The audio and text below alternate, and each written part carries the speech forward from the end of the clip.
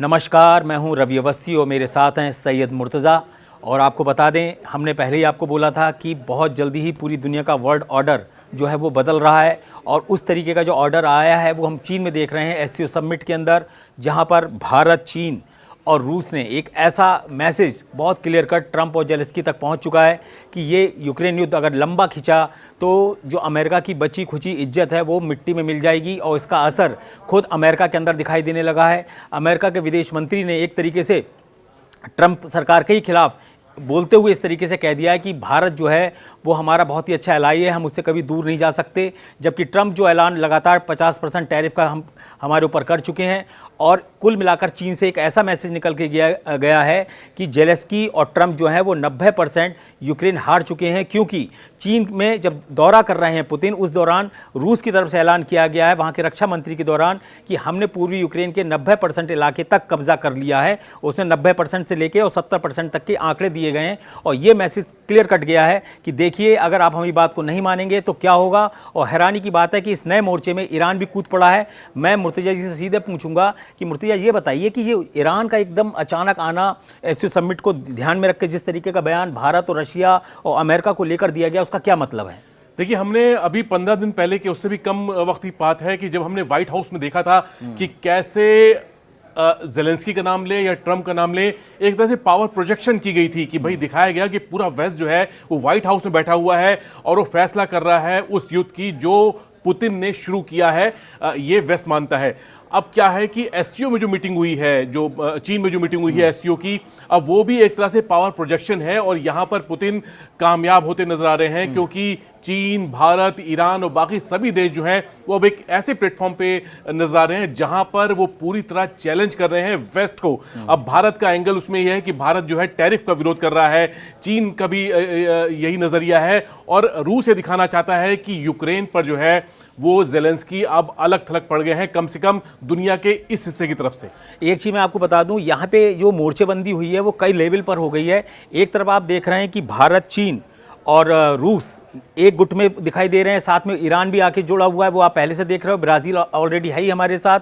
कुल मिलाकर ऐसा लग रहा है कि ट्रंप के खिलाफ एक नया मोर्चा पूरी तरीके से उठ खड़ा हुआ है। उसका सबसे बड़ा सबूत हम लोग चीन में देख रहे हैं, जब कुछ तस्वीरें ऐसी हैं जो पूरे इंटरनेशनल मीडिया में छाई हुई हैं, जिसमें जिनपिंग और पुतिन और पीएम मोदी ये एक साथ मिलकर बात कर रहे हैं। उस वीडियो को बहुत ज़्यादा तवज्जो पश्चिमी मीडिया में दिया जा रहा है और दावा किया जा रहा है कि अगर ये तीनों लोग मिल गए और हकीकत में इन्होंने सही से मोर्चा खोल दिया तो एशिया छोड़िए, पूरे यूरोप में ट्रंप का जो है वो तख्ता एक तरीके से पलट जाएगा। और यही वजह है कि यूरोप के बहुत सारे जो देश हैं वो अब ट्रंप का सही तरीके से साथ नहीं दे रहे हैं। और यही वजह है कि ट्रंप जो है वो जेलेंस्की को एक लंबी दूरी की जो मिसाइलें देने को तैयार नहीं थे, वो अब कह रहे हैं कि हम रशिया पे अटैक के लिए लंबी दूरी की मिसाइलें देंगे। और सबसे इंपॉर्टेंट बात यह है कि ईरान ने इस वक्त एक और बयान दिया है। उसने बोला है कि भारत हमारा एक ऐसा एलाई है जिसने आज तक हमारा कभी साथ नहीं छोड़ा है। और ऐसे दौर में जब सब कुछ चीज़ें इतनी तेज़ी से पलट रही हैं और ईरान का भारत की तरफ समर्थन देना या उस पर बयान देना, दूसरी तरफ रशिया जिस आक्रामक तरीके से सामने आया है और उसने क्लेम किया है कि हम पूर्वी यूक्रेन पर 10 या 15 इलाकों पे खूब तेज हमले कर रहे हैं, इसके पीछे की मंशा क्या है, ये आप जरा और बताएं। देखिए, आपने भी, हमने एक पहले वीडियो में जिक्र किया था, हमने इस बात की तुलना की थी कि जिस तरह रूस के पश्चिमी इलाके पे हमले बढ़ाए हैं जेलेंस्की ने और उसके लिए अमेरिका से, यूरोप से हथियार आ रहे हैं, लॉन्ग रेंज की मिसाइल आ रही हैं और वो ऐसे ऐसे इलाकों पे, ऐसी ऐसी जगह पे हमला कर रहे हैं जिसे पुतिन पहले ही रेड लाइन बता चुके हैं। तो वो उन हमलों के जवाब में अब पुतिन की तरफ से पश्चिमी यूक्रेन पे हमला किया जा रहा है और ऐसे शहरों पे हमला हो रहा है जो एक तरह से ऐसे पावर सेंटर हैं जहां पर नेटो का एक तरह से की मौजूदगी है और पुतिन ये बहुत अच्छी तरह जानते हैं। लेकिन निप्रो नदी के दूसरे किनारे पर जो हमले तेज हुए हैं वो एक तरह से दिखाता है कि पुतिन अब इस युद्ध को किसी भी लेवल पे ले जा सकते हैं अगर यूरोप इसमें सीधे दखल देता है तो। देता है। एक चीज़ आपको बड़ी इंपॉर्टेंट बताएं, पता नहीं क्या हुआ है, पिछले 2 दिन से ट्रंप की जो है ना वो बोलती हल्के हल्के चेंज होने लगी है। अब ट्रंप जो है वो बहुत तीखे बयान नहीं दे रहे हैं, लेकिन पुतिन क्या कर रहे हैं, उस अलास्का मीटिंग को जो 15 अगस्त को हुई थी अमेरिका के अलास्का में पुतिन और क्या कहते हैं ट्रंप की, उसके बाद से क्या हुआ, पुतिन उसी मीटिंग को लेकर बोल रहे हैं कि देखिए ट्रंप के और हमारे बीच में एक समझौता हुआ था, एक बातचीत हुई थी। समझौता का मतलब लिखित नहीं, वर्बली हुआ था कि भाई आप हमको 4 इलाके दोगे और युद्ध को हम हल्के हल्के डाउन करते हुए चले जाएंगे और फिर कोई एक शांति समझौता हम लोग आखिर में कर लेंगे, पहले सीजफायर करेंगे फिर शांति समझौता होगा। अब पुतिन उसी को चीन से बोल रहे हैं और चीन से एड्रेस करके बता रहे हैं ट्रंप को कि याद रखिए 15 अगस्त को आपकी हमारी क्या बात हुई थी। और उसके बाद वो ये बोल रहे हैं कि यूरोप देखिए किस तरीके से आपको भड़का रहा है, जब आप 18 अगस्त को उनसे मिले वॉशिंगटन में, उसके बाद आपने ये सारी चीज़ें बदल दी। अब आप रशिया के ऊपर अटैक करा रहे हो, उसकी रिफाइनरियों को तबाह करने की कोशिश कर रहे हो, उसके तेल भंडारों को उड़ा रहे हो। तो आप देखिएगा कि हमने यूक्रेन के कैसे चीथड़े उड़ाए हैं। आप समझ लीजिए डोनेट्स्क, लुहांस्क, ज़ैपोरिज़िया और खैरसॉन, इन 4 इलाकों पर पिछले 48 घंटे में इतने भीषण हमले हुए हैं जिसमें दावा किया जा रहा है कि करीब 1200 से 1270 मिसाइल और ड्रोन अब तक इस्तेमाल हो चुके हैं और एक बहुत बड़ा इलाका पूरी तरीके से कंट्रोल में आ गया है। कुपियांस्क एक शहर है पूर्वी यूक्रेन का, उसके ऊपर भी बता रहे हैं ऑलमोस्ट रशिया का कंट्रोल आ गया है। तो ऐसी स्थिति में जो अब पूरे खेमे में जो कहते हैं ना मोर्चेबंदी बन रही है वो हैरान करने वाली है। और एक चीज़ बड़ी इंपॉर्टेंट है कि हमारा बहुत अच्छा दोस्त और बहुत अच्छा एलाई माना जाता है इजराइल, उसको लेकर आज भारत ने एक ऐसा बयान दिया है जिसे लोग समझ नहीं पा रहे हैं आखिर इसके पीछे का माजरा क्या है, क्यों भारत ने इजराइल को ध्यान में रखकर और ईरान के पक्ष में एक ऐसा बयान दिया है। इसके ऊपर मुर्तजा से हम पूरा पूछेंगे कि ये क्या स्ट्रेटेजी है, पहले तो बयान और उसके ऊपर का क्या निकल के एनालिसिस आ रहा है वो बताएं जरा आप। देखिए भारत ने एक तरह से जो ईरान पे हमला हुआ जिसमें इजराइल शामिल रहा और अमेरिका से भी हमले हुए, तो भारत ने उस हमले की निंदा की है, आलोचना की है एक तरह से।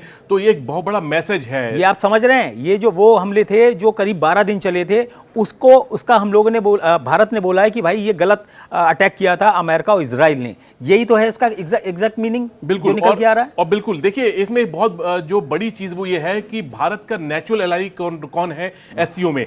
तो भारत के नेचुरल एलाई जो है इसमें रूस है, ईरान है, इसमें एससीओ में पाकिस्तान भी है, चीन है, लेकिन वो भारत के नेचुरल एलाई नहीं है। भारत के साथ उनके ऐसे रिश्ते नहीं है कि जहां वो अपने संबंधों को आप उस लेवल पे ले जाएं जहां पे हम आज रूस को देखते हैं, रूस और भारत को देखते हैं।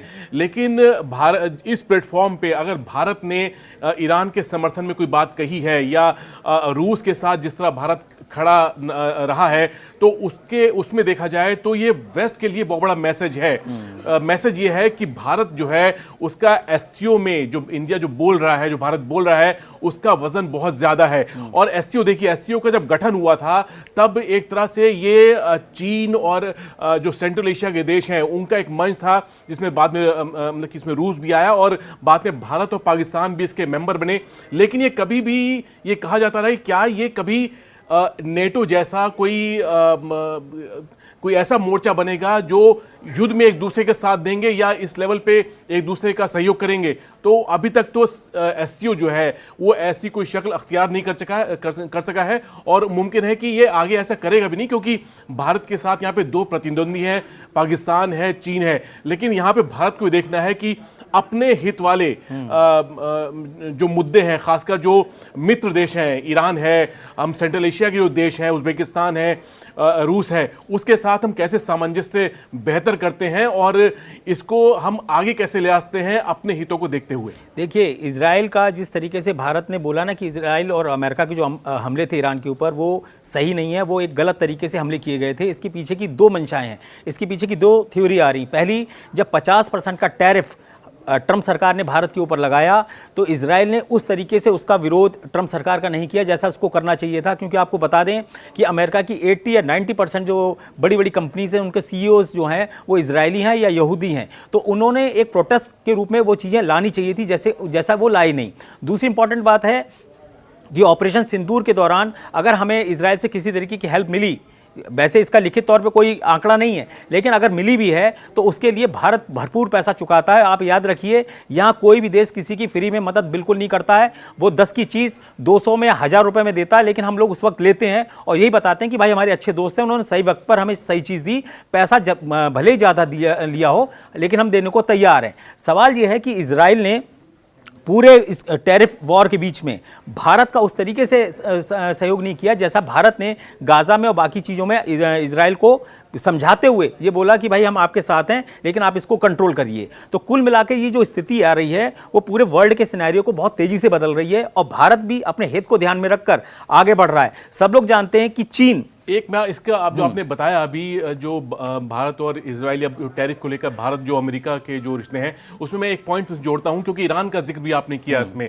और वो ये है कि जब टैरिफ भारत पे लगाया गया तो सबसे पहले अगर कोई देश है जिसने इसकी आलोचना की तो वो ईरान था। ईरान ने कहा कि ये जो है ये जो टैरिफ लगाया गया है ये एक तरह का फाइनेंशियल आतंकवाद है जो भारत के खिलाफ किया जा रहा है। हालांकि उसका दुश्मन अमेरिका है लेकिन उसने भारत के समर्थन में एकदम मुखर होकर सामने आया। और दूसरी बात यह है कि जब ऑपरेशन सिंदूर चल रहा था तब जो टेंशन थी उस वक्त ईरान की तरफ से पेशकश आई थी कि हम भारत और पाकिस्तान के बीच में बातचीत का जरिया बन सकते हैं ताकि ये युद्ध खत्म हो जाए।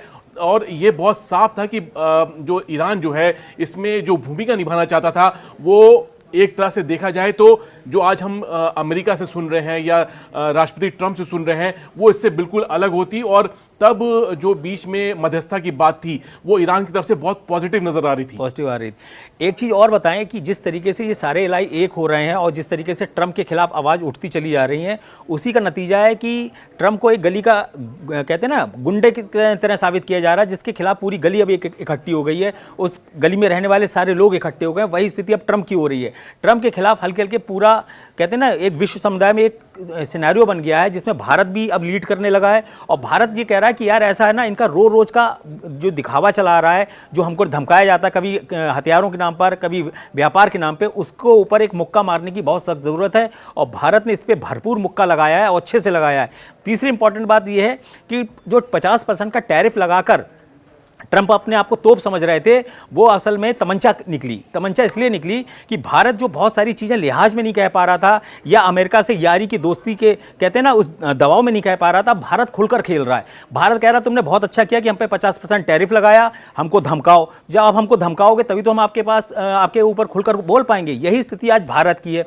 भारत अपनी हर चीज़ों को खुलकर बोल रहा है। अब ट्रंप जो है ट्रंप सरकार में जो कई मंत्री हैं वो खड़बड़ा गए हैं जिसमें से है मार्को रूबियो जो विदेश मंत्री हैं अमेरिका के, वो अब बोल रहे हैं कि नहीं साहब हम तो 21वीं सदी के सबसे अच्छे दोस्त हैं, एलाई हैं। क्यों बोल रहे हैं? उनको पता है कि जो धमकाने वाला मामला था वो उल्टा पड़ गया है। ये जो सारा कहते नहीं जो कहते हैं जी भसड़ मचाई जो ट्रंप सरकार के वो थे मिस्टर पीटर नवारो ने ऐसा 50% का टैरिफ बनाया। उनको वही समझ में आया, वो लेज़र लेकर बैठ गए। उन्होंने सोचा अगर 50% का टैरिफ लगाएंगे, भारत एक गरीब मुल्क माना जाता है, ये 140 करोड़ की आबादी, ये लोग इतना हैवी टैरिफ और इतना दबाव झेल ही नहीं पाएंगे और हार के हमें 25% टैरिफ दे देंगे, हम तो फायदे में रहेंगे। उधर जो इजराइल से जुड़ी यहूदी कंपनियों के सीईओ थे उन्होंने भी सोचा कि ठीक है 25% का टैरिफ भारत पे लगेगा तो भारत भी उसी तरीके के सामान हमको बेचेगा, हमें भी फायदा होगा। वो भी चुप रहे। लेकिन दोनों के जो कहते हैं ना प्लेटफॉर्म थे वो ध्वस्त हो गए। भारत ने अपना स्टैंड दिखाया कि ठीक है साहब, हम चाहे सूखी रोटी खा लें, हम 50% का टैरिफ आपका झेलेंगे और उसके ऊपर जवाबी कार्रवाई करेंगे। इसी का नतीजा है कि अब जो ट्रंप है उनकी बोलती डाउन हो गई है। अब दोस्ती के पैमाने और अलग अलग तरीके की थ्योरीज निकाली जा रही हैं और मिस्टर पीटर जो है वो अब भारत के इतिहास को खोज रहे हैं, कौन ब्राह्मण था कौन बनिया था उसको लेकर बयान दे रहे हैं। कुल मिलाकर ये बताइए मुर्तजा भाई कि अब जो स्थिति आ रही है ट्रंप सरकार की तरफ से और जिस तरीके का एक नया खेमा तैयार हुआ उसका क्या मतलब निकलेगा? देखिए अब इस महीने जो है ये सितंबर का महीना है और सितंबर में होने वाली है संयुक्त राष्ट्र की बैठक और इसके बाद जो है वो क्वाड की बैठक होने वाली है, वो भारत में होने वाली है। तो अब ये इन दो बैठकों पे जो है पूरी दुनिया की नजर होगी क्योंकि बहुत से देश होंगे जो उनके राष्ट्राध्यक्ष होंगे या उनके हेड ऑफ द स्टेट होंगे या प्राइम मिनिस्टर प्रेसिडेंट होंगे, वो जाएंगे यूएन में, वहाँ स्पीच देंगे और वहाँ पे देखते हैं कि किस मुद्दे की हवा बनती है, क्या टैरिफ है, युद्ध है, क्या है, किस बात को लेकर जो है कौन सा बात मुद्दा बनेगी और किसे लेकर दबाव बनाया जाएगा। साथ में दूसरा मुद्दा है वो जब क्वाड की बात मैं आपसे कह रहा हूं तो क्वाड को लेकर जो है ये है कि डोनाल्ड ट्रंप जो है वो भारत नहीं आ रहे हैं, ऐसी खबर आई और इस खबर को लेकर जो ये कहा गया कि भाई ट्रंप क्या पैचअप नहीं करना चाहते भारत से या वो और इससे आगे जाएंगे और टैरिफ बढ़ाएंगे। भारत ने एक तरह से एससीओ की जो मीटिंग अभी हुई है वो बहुत ही मैं कहूंगा बहुत ही टाइमली मीटिंग थी बहुत और भारत ने एक तरह से ये दिखाने की कोशिश की है कि वो अकेला नहीं है, अकेला नहीं है वो अपने प्रतिद्वंदी चीन की तरफ भी रुख कर सकता है। और जिस तरह की तस्वीर हमने देखी है उससे लग रहा है कि भारत और चीन के रिश्ते आगे बेहतर होंगे। लेकिन हमें ये देखना होगा कि चीन जो है और साथ में उसका एलाई जो है पाकिस्तान, उसको लेकर सावधान रहना पड़ेगा, क्योंकि चीन अब भी पाकिस्तान का सबसे बड़ा सप्लायर है हथियारों का और बहुत ही जल्दी चीन की तरफ से पाकिस्तान को स्टेल्थ फाइटर J-31 मिलने वाला है। और जिस मिसाइल की चर्चा पाकिस्तान में बहुत हो रही है PL-15, उससे भी बेहतर मिसाइल जो है चीन जो है वो पाकिस्तान को देने वाला है। तो हमें मानना, ये तो ध्यान रखना पड़ेगा कि चीन जो है वो तो हमारा एक प्रतिद्वंदी है, वो रहेगा और उसको देखते हुए हमें बहुत ही कैलकुलेटेड तरीके से आगे हमें कदम बढ़ाने पड़ेंगे। आप समझिए कि 7 साल के बाद जो हमारे प्रधानमंत्री मोदी जी हैं वो इस समय चीन के अंदर हैं और जहां मीटिंग सब चीज़ें लगभग ऑलमोस्ट हो चुकी हैं।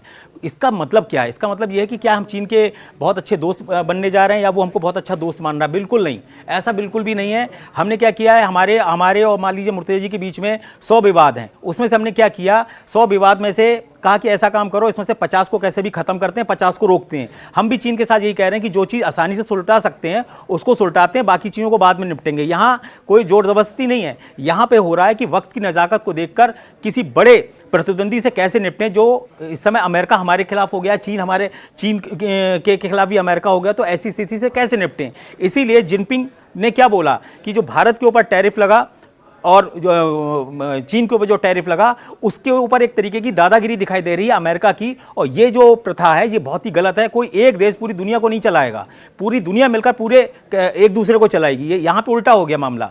यहाँ क्या हो रहा है कि अब पुतिन ने इस चीज़ को लीड कर रहे हैं, उनको बस इंतजार है कि किसी तरीके से इस युद्ध को हम कम कर ले जाएं। अगर कम हो गया तो बिजनेस के नए मोर्चे खुल चुके हैं। अब आप मान के चलिए कि अमेरिका को हर सेक्टर में नुकसान होगा, भले ही वो 300 अरब डॉलर अगले 3 महीने में और कमा ले इस टैरिफ के चक्कर में, लेकिन उसके बाद जब उनका डाउनफॉल स्टार्ट होगा तो उसका अंदाजा शायद ट्रम्प जो होंगे मुझे नहीं लगता अपना टेन्योर या अपना पूरा जो उसको पार भी कर पाएंगे। तो ऐसी स्थिति में अभी हमारी स्थिति जो भारत की बन के आ रही है वो ये आ रही है कि भारत पूरे संयम के साथ जा रहा है। ऑपरेशन सिंदूर में हमने चीन के और तुर्की के भी जो कहते हैं ना हथियार थे उनको तबाह किया है, लेकिन आप देखिए तुर्की भी वहाँ पे था, चीन भी वहाँ था और सबसे हमने हाथ मिलाया। क्यों? हमें जो चीज़ें कॉमन है उस पर आगे बढ़ना है। हम भावुक जरूर हैं लेकिन बेवकूफ़ों वाले हमें फैसले नहीं करने कि भाई वो हमारा दुश्मन है, हमें उससे कोई बात ही नहीं करनी है। हमें बात इसलिए करनी है कि जहाँ पर साझा हमारे परेशानियाँ उसको हम कैसे टैकल करें, और यही चीज़ इस समय भारत जो करके दिखा रहा है। और मुझे ये कहते हुए हैरानी नहीं होगी कि हमारी जो विदेश नीति इस वक्त है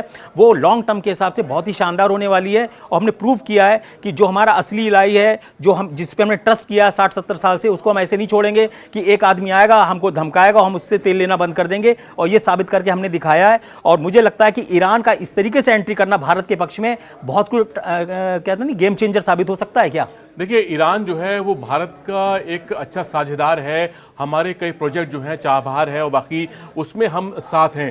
तो ईरान की तरफ से एक ये है कि भारत के सपोर्ट में है। अब हमारा द्विपक्षीय जो व्यापार है वो इसलिए नहीं है ज़्यादा बढ़ रहा है क्योंकि ईरान पर प्रतिबंध लगे हुए हैं और वो प्रतिबंध जो है बहुत बड़ी रुकावट हैं।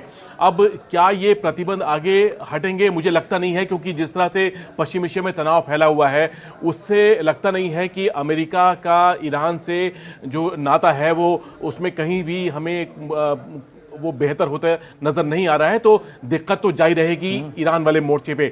लेकिन क्या हम रूस के साथ अपने व्यापार को बढ़ा सकते हैं? क्या रूस के जरिए हम यूरोप तक पहुंच सकते हैं? क्योंकि INSTC जो है इंटरनेशनल नॉर्थ साउथ जो ट्रांसपोर्ट जो कॉरिडोर है जो ईरान के रास्ते ही जा रहा है और यूरोप तक पहुंच रहा है, वो उस कॉरिडोर का इस्तेमाल करके हम सेंट्रल एशिया में, ईरान में और उत्तरी यूरोप में हम अपना सामान बेच सकते हैं बेहतर तरीके से। वहाँ हमारी जो पहुंच है वो बेहतर हो सकती है। तो एक नए रास्ते खुलने की ज़रूरत है और ईरान उसमें एक बड़ा जरिया बन सकता है। एक चीज़ बड़ी इंपॉर्टेंट, बहुत अच्छी चीज़ मुर्तज़ा भाई ने बताई। एक चीज़ मैं आपको बता दूं कि अब जो चीज़ है ना वो अमेरिका के हाथ से निकल चुकी है। ट्रंप हकीकत में युद्ध नहीं चाहते हैं क्योंकि वो ऑलरेडी इस युद्ध को से अपना बिजनेस पूरा निकाल चुके हैं। 500 अरब डॉलर उन्होंने कहते हैं ना यूक्रेन की गर्दन पकड़ के निकाल लिए। यूरोप से उन्होंने 5% का नेटो का पूरा बजट अपने यहाँ ट्रांसफर करा लिया। अब वो चाहते हैं कि युद्ध रुके और ताकि ये हथियार वापस सप्लाई हो, हमारे यहाँ से जो मंदी के कहते हैं ना छींटे जो आ रहे हैं वो दूर हों। लेकिन स्थिति ये है कि जो यूरोप है वो कह रहा है कि वाह भाई वाह, तुम तो यार, तुमको अच्छा हमने युद्ध का बॉस बनाया, तुम तो अपना पैसा कमा के निकल लिया, हम क्या करेंगे। तो आप देखिए यूरोपियन यूनियन की जो अध्यक्षा हैं उर्सुला वॉन डार, वो उन्होंने क्या बोला है कि हम कोशिश करेंगे कि रशिया की जो जब्त संपत्तियां हैं यूरोप के अंदर उसको हम रीसेल कर दें। यानी कि वो युद्ध को भड़काने के नए नए तरीके खोजे जा रहे हैं। यूरोप चाह ही नहीं रहा है, जिसमें फ्रांस, ब्रिटेन और जर्मनी तो नंबर 1 पर आएंगे। अगर बोला जाए ना युद्ध की, कहते हैं आग किस में धधक रही है, तो जर्मनी, फ्रांस और ब्रिटेन, ये 3 ऐसे देश हैं जो चाहते हैं कि ये जो जंग है वो ना रुके, क्योंकि ट्रंप ने अपना फायदा ले लिया, अमेरिका ने अपना फायदा ले लिया। लेकिन नुकसान किसका हो रहा है? नुकसान हो रहा है यूरोप को। यूरोप को मिला क्या? वो तो हथियार दे दिए, उनके पास के तो अभी पैसे भी नहीं आए। और इधर क्या हुआ, 1,61,000 वर्ग किलोमीटर इलाका जो यूक्रेन का है उस पर कब्जा हो चुका है। डोनबास का 88% जो इलाका है वो रूस के कब्जे में आ चुका है। सिर्फ 6600 वर्ग किलोमीटर का इलाका पूर्वी यूक्रेन के पास बचा है। ऐसे में जेलेंस्की तड़प रहे हैं कि वो ट्रंप की तरफ देखें या मार्क रूटे की तरफ देखें जो नेटो चीफ हैं, कोई भी सही डिसीजन लेने की काबिलियत ही नहीं रख पा रहा है। ऐसा लग रहा है कि पूरा अमेरिका जो है वो लीडरशिप जो उसकी पूरी है वो कंफ्यूज्ड है। कोई कुछ सीख रहा है, कोई कुछ सीख रहा है, हर अधिकारी अपने हिसाब से कर रहा है। कुल मिला के स्थिति ये है कि अब जो स्थिति आने वाली है वो ये आने वाली है, या तो जेलेंस्की सरेंडर करेंगे या फिर एक बड़ा युद्ध लगातार आगे बढ़ता जाएगा। देखिए, पुतिन ने जो है वो एससीओ में कुछ बातें रखी हैं। उन्होंने बताया है कि यूक्रेन का जो युद्ध हुआ है या यूक्रेन में जो उनका स्पेशल ऑपरेशन है उसको लॉन्च करने की वजह क्या बनी, तो वो बात को 2014 में ले गए। अब 2014 में क्या हुआ था कि तब विक्टर यानुकोविच जो वहाँ के प्रेसिडेंट थे, तब उनको सत्ता से बाहर कर दिया गया था। और ये एक वजह उसकी सबसे बड़ी ये थी कि यूक्रेन में तब जब यूक्रेन को नेटो में शामिल करने की कोशिश की जा रही थी तो यूक्रेन की सरकार ने, वहाँ के मंत्रियों ने उसका विरोध किया था। तो इसको आप देखिए कि जो प्रो वेस्ट लॉबी थी यूक्रेन के अंदर वो हावी हुई और उसने जो विक्टर यानुकोविच जो थे, जो प्रो रशिया माने जाते थे, उनकी सरकार को उखाड़ फेंका। और पुतिन ने कहा है कि ये एक बहुत बड़ा ये बोलिए कि रेड लाइन थी या ये ऐसी घटना थी जिसने रूस को मजबूर कर दिया कि वो इंटरवीन करे, क्योंकि तब यूक्रेन जो है एक नई लकीर खींच रहा था नेटो की, और तब वो रूस के बाउंड्री तक आ जाती। और रूस ने इसीलिए 2014 में क्राइमिया को अपने कब्जे में लिया। और अब 2022 में जब ये स्पेशल ऑपरेशन शुरू हुआ तब भी रूस ने कहा कि हमारा मकसद यही है कि हम अपनी सीमा पर नेटो को मंजूर नहीं करेंगे।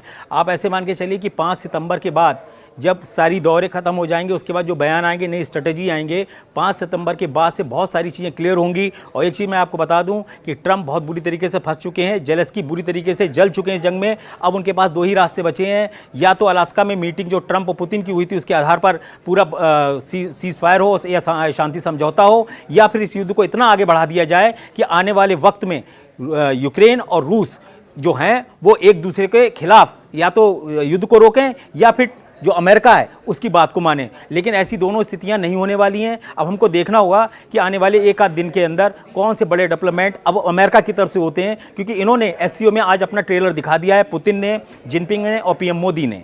तो अब आने वाले दिनों में हम मेरे ख्याल से 5 सितंबर के बाद बहुत सारी चीज़ें बहुत तेज़ी से बदलने वाली हैं और वो हैरान करेंगी कि किस तरीके से अमेरिका अपने आप को बैकफुट पर लाता है।